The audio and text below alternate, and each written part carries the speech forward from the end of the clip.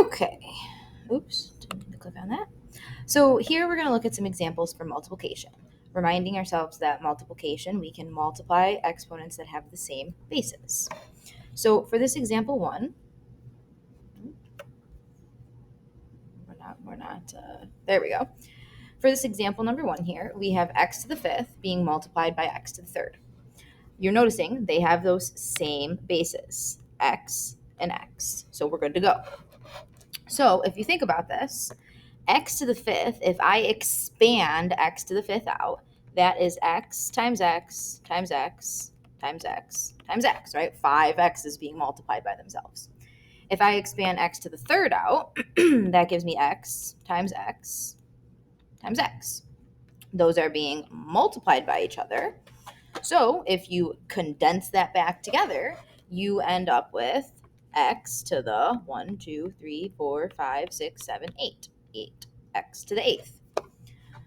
If you're looking at that shortcut rule that we were talking about, x to the a times x to the b is equal to x to the a plus b. So x to the fifth times x to the third is equal to x to the 5 plus 3, which is x to the 8th.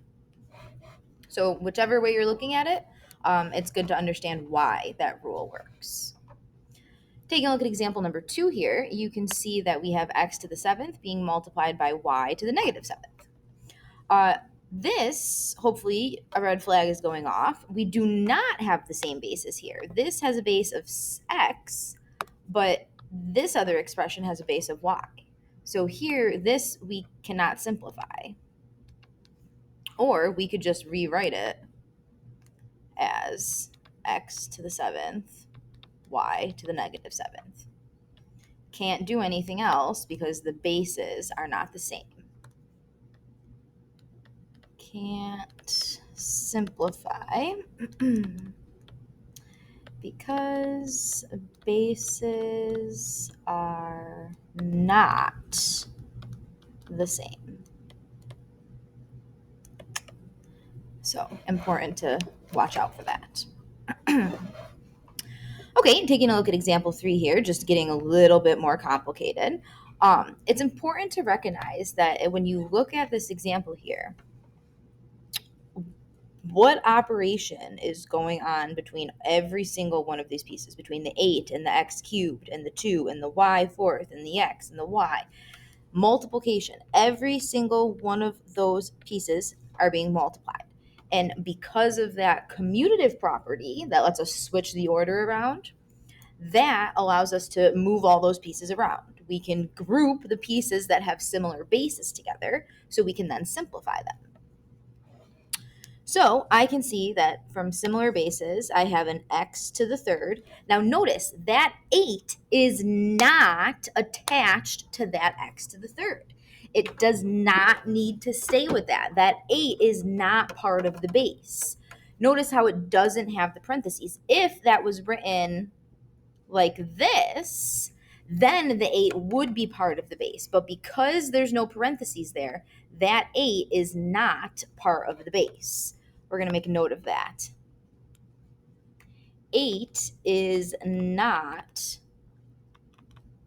the base for that third power, or that exponent of 3 there. 8's not part of that base.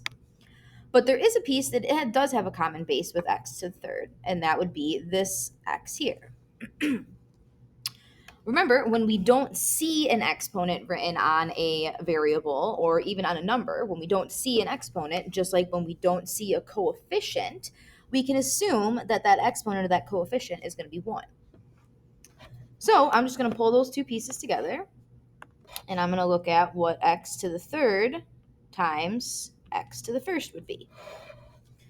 So now in my mind, I'm thinking about expanding x to the third. That's 1, 2, 3 x's times 1 more would simplify back down to x to the fourth. All right, next up in my common bases, I'm going to look at my y pieces.